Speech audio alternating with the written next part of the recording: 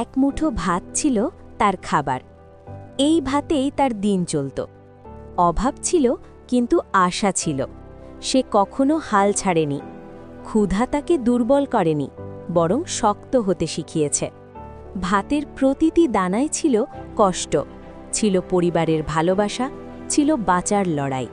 সে জানত পরিশ্রম করলে ফল আসবে।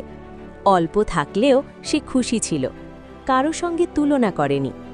কষ্টকে ভয় পায়নি, কাজ করতে লজ্জা করেনি। ধীরে ধীরে সে বদলাতে শুরু করল, স্বপ্ন দেখতে শিখল, নিজের উপর বিশ্বাস রাখল। একদিন তার দিন বদলাল। ভাতের মুঠো বড় হল, কিন্তু সে অহংকারী হল না। আজও সে কৃতজ্ঞ। শুরুর দিনগুলো মনে রাখে, কারণ সেগুলোই তাকে মানুষ করেছে। কষ্ট তাকে শেখায়, পরিশ্রম তাকে গড়ে তোলে, ধৈর্য তাকে এগিয়ে নিয়ে যায়। এক মুঠো ভাতই ছিল শুরু, সেখান থেকেই সাফল্য। ছোট জিনিস থেকেই বড় সাফল্য।